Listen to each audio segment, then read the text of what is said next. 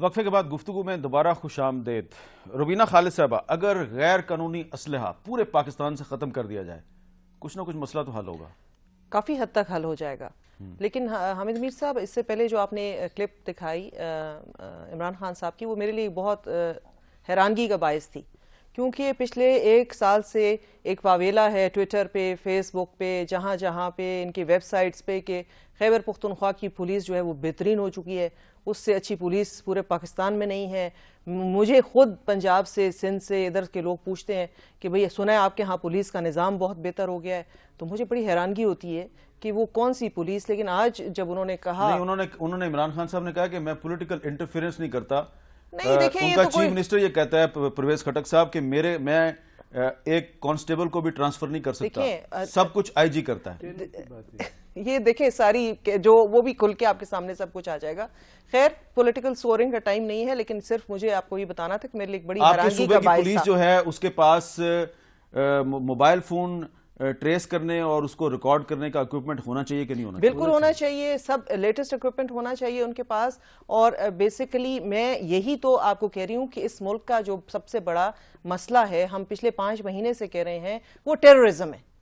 اس وقت اور مسئلہ کوئی نہیں ہے، سب جو ہیں وہ اس کے مقابلے میں کوئی مسائل نہیں ہے۔ سب سے پہلا جب یہ مسئلہ حل ہو جائے گا پھر باقی سب چیزیں۔ اچھا، ایک اور بھی تجویز ہے حاجی صاحب کہ یہ جو مذہبی اجتماعات ہوتے ہیں، 10 محرم کا جلوس ہے، عید میلاد النبی کا جلوس ہے، اور بہت سے مذہبی اجتماعات ہوتے ہیں، یہ بھی تجویز زیر غور ہے کہ ان اجتماعات پر پابندی لگا دی جائے، یہ پاسبل ہے؟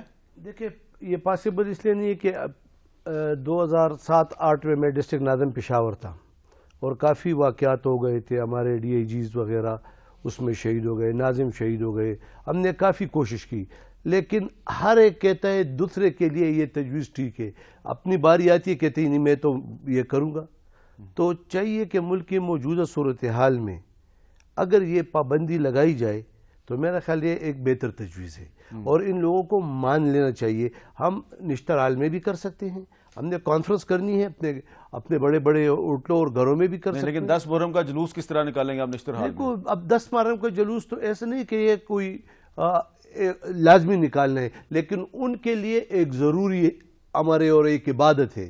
تو یہ تو اس طرح کہ ان کے ساتھ بیٹھ کے تمام یہ جتنے بھی سٹیک ہولڈر ہیں، حکومت ان کو بلا کے، وزیر اعظم صاحب ان کو بلا کے ان کی بھی سنیں۔ پاسبل ہے جی روبینہ صاحب؟ مجھے بتائیں آپ کیا کیا بند کریں گے؟ اسکول بند کریں گے، اجتماعات بند کریں گے، سب مطلب ہر چیز ہم نے بند کرنی ہے، ان کو کون بند کرے گا؟ اچھا، ایک چیز ہے نا جی عباس افریدی صاحب، آرٹیکل 256 ہے ہمارے کانسٹیٹیوشن میں، چھوٹا سا آرٹیکل ہے، وہ کہتا ہے کہ پاکستان میں صرف فوج ہے جو ہے اس کا کام ہے پاکستان کا دفاع کرنا، کوئی پرائیویٹ ملیشیا نہیں ہونی چاہیے، کسی تنظیم کے پاس یہ حق نہیں ہے، پرائیویٹ تنظیم کے پاس، کہ اس کے پاس بندوق ہو اور وہ کہے کہ جی میں پاکستان کا دفاع کر رہی ہوں۔ اس پر تو عمل درآمد کر سکتے ہیں آپ؟ یہ اگر اسٹیٹ یہ بھی نہیں کر سکتی، اگر ہم ایک سم بھی نہیں روک سکتے، اگر ہم کہیں جلوسوں وغیرہ کو ناممکن باتوں کو اس میں بحث میں لے آئے جو ہو نہیں سکتا، جو آپ نے کہا ہو سکتا کہ نہیں ہو سکتا، مذہبی جلوسوں پر پابندی نہیں ہو سکتی، آپ پھر بولیں سیاسی پارٹی بھی جلوس نہیں نکالیں گی، جلسہ بھی نہیں کریں گی، ایک ہی بات ہے، سب ایک ہی چیز ہے۔ اچھا بتائیں، وہ 2 چیزیں بتا دیں جن پر عمل درآمد ہو سکتا ہے۔ میرے خیال عمل درآمد ہر اس بات جیسے سم ہے اس پہ عمل درآمد ہو سکتا ہے، ملیشیا ختم کرنا ہے اس پہ عمل درآمد ہو سکتا ہے۔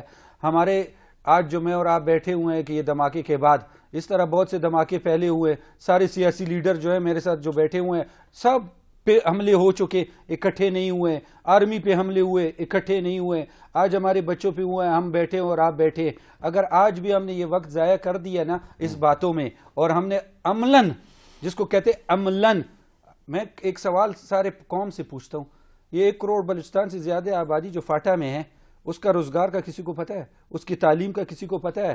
وہاں ہوتا کیا ہے؟ ان کا روزگار کیا ہے؟ اگر آپ ایک نظام اس ملک میں اپنے پرائرٹیز کو ٹھیک نہیں کریں گے کہ پورا ملک پاکستان جب الیکشن آدمی جیتا ہے تو وہ پورے ملک کے لیے ایک، جیسے میں کیبنٹ منسٹر ہوں، فیڈرل کیبنٹ، میں پورے ملک کا فیڈرل منسٹر ہوں، تو اگر میں پورے ملک کے اکانومی، پورے ملک کے لوگوں کو نہیں دیکھوں گا کہ ان کے لیے کیا ہونا چاہیے، کون سے اصلاحات ہونی، تو میرے خیال ملک جو ہے، اگر آپ کی اس انگلی کو چوٹ لگے گی، کینسر آئے گا، اگر آپ اس کا علاج نہیں کریں گے تو یہ جسم آئے گا۔ ابھی ایک اور چیز ہے جی، ہم یہ بات کر رہے ہیں کہ وہ کون سے اقدامات ہیں جن پہ کہ اگر عمل درآمد کیا جائے تو دہشت گردی کم ہو سکتی ہے، اور ہم ان اقدامات کا ذکر کر رہے ہیں جن پہ عمل درآمد ممکن ہے. عمران خان صاحب نے کل کی پریس کانفرنس میں ایک اور تجویز دیا، کیا اس پہ عمل درآمد ممکن ہے؟ پہلے سن لیجئے پھر میں پوچھتا ہوں اپنے مہمانوں سے. افغان ریفیوجیز کے اوپر جو انلیگل ہے اور وہ چیف منسٹر صاحب کہتے ہیں 5 لاکھ ہیں، ان کو فوری طور پہ واپس بھیجا جائے. روبینہ خالد صاحبہ، 5 لاکھ غیر قانونی مہاجرین، ویسے کل تعداد تو 25-30 لاکھ کے قریب ہے، لیکن وہ رجسٹرڈ ہیں. جو نان رجسٹرڈ انلیگل افغان مہاجرین ہیں 5 لاکھ، وہ واپس چلے جائیں گے؟ اگر نہیں بھی جائیں گے تو ہمیں کوشش تو کرنی چاہیے کم از کم کہ ایک سٹارٹ تو ہو جائے. Is it possible? اتنا آسان نہیں ہوگا کیونکہ دیکھیں ان کی یہ تیسری یا چوتھی جنریشن ہے اب یہاں پر، اور وہ بالکل اس معاشرے کے اندر ایسے رچ بس گئے ہیں. میں آپ سے تھوڑا اس پہ بحث کرنا چاہتا ہوں. جلوزئی کیمپ میں بہت بڑی تعداد تھی افغان مہاجرین کی. حکومت نے کہا ہم یہ جلوزئی کیمپ بند کریں، سارے چلے گئے، تو یہ کیوں نہیں جائیں گے؟ نہیں دیکھیں وہ جائیں گے ضرور، لیکن یہ گارنٹی کون دے گا کہ واپس اپنے ملک جائیں گے؟ جی حاجی صاحب آپ بتائیں. اس کے لیے دیکھیں ایک بہت بڑے سوچ کی ضرورت ہے. میرے خیال میں اگر افغانستان کی حکومت، پاکستان کی حکومت اور جو بیرونی دنیا ان ریفیوجیز کو امداد دیتی ہے کہ یہ جو ریفیوجیز ہے پاکستان میں، یہ شہری علاقوں میں ان کی رہائش ہے، اور ان کے بچے پیدا ہو گئے اور ان کے بچے پیدا ہو گئے 30 سال میں، اور یہاں پڑھے لکھے ہیں. اب وہ ان گاؤں میں نہیں جائیں گے. تو اگر یہ حکومت پاکستان اور افغان گورنمنٹ مل کر ان کو شہری علاقے میں ایک اس طرح بستیاں، جس طرح بیریا ٹون ہے اس طرح، اور ان کو پلاٹ دے دی اور وہ لوگ ان کو امداد کرے بیرونی دنیا، تو میرا خیال، اور ان کو بالآخر جانا ہے 5 لاکھ نہیں، یہ 25 لاکھ بالآخر ان کو جانا ہے. جب جانا ہے تو ان کے لیے سر کی جگہ اور اس طرح وہ سہولیات مہیا کرے جو کہ بین الاقوامی. دوسرا آپشن یہ ہے کہ یہ جو 5 لاکھ انلیگل نان رجسٹرڈ افغان مہاجرین ہیں ان کی رجسٹریشن ہو جائے. یہ سب سے میرا خیال میں کیوں جی عباس افریدی صاحب؟ سب سے آسان حل یہ ہے کہ ان کی رجسٹریشن ہو جائے، ان کو ایک اپنے اس کے برابر لے آیا جائے کہ پتہ ہو کہ کیا موومنٹ ہے کیا نہیں. یہ سب سے آسان کام ہے جس میں ٹائم نہیں لگ سکتا ان کی رجسٹریشن کروانے میں. لیکن بات پھر ادھر ہی میں آ جاؤں گا کہ کرنے میں کہ کچھ تو ہم سٹارٹ کریں گے تو کچھ ہوگا نا. بھائی آپ فیڈرل منسٹر ہیں نا، بتائیں نا کیا کام کر سکتے ہیں آپ؟ ہم تو کوئی کام نہیں کر رہے، کچھ بھی نہیں کر رہے آپ، تو آپ منسٹر کیوں ہیں بھائی؟ میں منسٹر آیا ہوں ادھر کہ خالی لڑنے کے لیے، جھگڑنے کے لیے کہ یہ غلط ہو رہا ہے، اس کو ٹھیک کرو، خدا کے لیے، خدا کے لیے، یہ میری بات سنیں، خدا کے لیے نظام ٹھیک کرو. اور ملک میں جو 68 سال میں باتوں پہ، ایک منٹ یہ صحیح ہے، ایک منٹ، یہ بندہ صحیح باتیں کر رہا ہے یا غلط باتیں کر رہا ہے؟ گزار لی ہم نے. ٹھیک تو ہے کافی حد تک، صحیح کہہ رہا ہے. جی صحیح کہہ رہا ہے. دیکھیں میں آپ کو بتاتی ہوں، دیکھیں اگر یہ صحیح کہہ رہا ہے تو پھر اس کا مطلب ہے پارلیمنٹ میں یونٹی نہیں ہے. نہیں، پارلیمنٹ میں یونٹی ضرور ہے اس مسئلے پہ، تو ابھی تک تو ہے، لیکن جو ٹائم گزرتا جائے گا شاید نہ رہے. حاجی صاحب دیکھیں پارلیمنٹ میں یونٹی ہے، لیکن آپ نے سوال کیا کہ کون سے کام ہو سکتے ہیں جس سے دہشت گردی کا اس میں کمی آ سکے.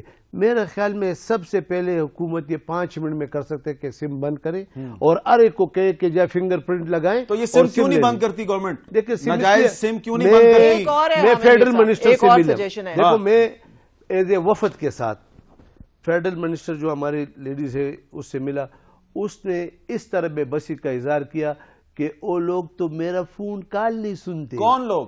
یہ جو کمپنیز والے، یہ اتنے بڑے ہائی پروفائل کے لوگ ہیں، تو یہ ان کے مفادات کس کے ساتھ ہیں؟ یہ جو موبائل فون کمپنیز کے جو مالکان ہیں، وہ کہتے ہیں کہ میری آئی ٹی منسٹر کا فون نہیں سنتے. آئی ٹی منسٹر نوشیر رحمان کی بات کر رہی ہیں آپ؟ یہ بتا رہے ہیں. میں خود گیا اور ایک بہت بڑے وفد کے ساتھ گیا، اور ہمارے ساتھ سینیٹر اجی عدیل بھی تھے، اور ہم نے کہا کہ یہ پشاور ہائی کورٹ کا فیصلہ ہے، یہ سم بند کرنے ہیں. کہتے ہیں میں بے بس ہوں اس میں. تو اگر وہ بے بس ہے اور بے بس ہے تو پھر حکومت کون چلا رہا ہے؟ اس لیے ہمارا آپ کے پروگرام کی وساطت سے، اور ہم کل اگر آپ انشاءاللہ ہم ان سے مل کے ایک ریزولوشن بھی موو کر لیں گے پارلیمنٹ میں کے اجلاس میں کہ بھئی یہ سم 5 منٹ میں بند ہو سکتے، میرا موبائل بند ہوگا، میں ایز اے غلام علی جا کے فنگر پرنٹ لگاؤں گا اور شناختی کارڈ دے کر. یہ ریزولوشن لائیں گے کل آپ سینٹ میں انشاءاللہ لے آؤں گا. جی ہم اور تینوں کچھ دستخط ہو رہا کر لیں ہو، گے. لیکن یہ جو سینیٹرز ہیں یہ کل سینٹ میں یہ ریزولوشن موو کریں گے کہ جو ناجائز سمز ہیں، موبائل فونز کی جو ناجائز سمز ہیں، یہ بند کی جائیں. اس پہ پشاور ہائی کورٹ کا فیصلہ بھی ہے, عدالت کا فیصلہ بھی ہے. یہ بند کرانے کے لیے فیڈرل منسٹر کے پاس گئے, نوشہ رحمان صاحبہ کے پاس. انہوں نے کہا کہ میں بہت کمزور ہوں, یہ موبائل فون کمپنیوں والے میرا تو فون نہیں سنتے, اور مجھے لینی ہے ایک بریک, اور بریک کے بعد دوبارہ ملتے ہیں.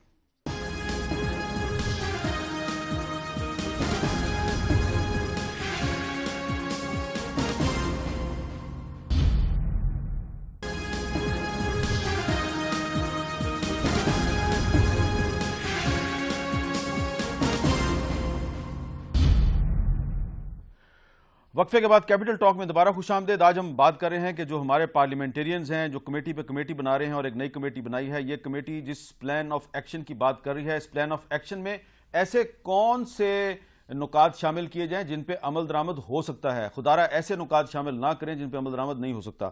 اچھا, ہم نے کافی سارے معاملات پہ بات کی ہے. عباس افریدی صاحب, آپ کا تعلق ایف آر کوہاٹ سے ہے, آپ قبائلی علاقے سے تعلق رکھتے ہیں.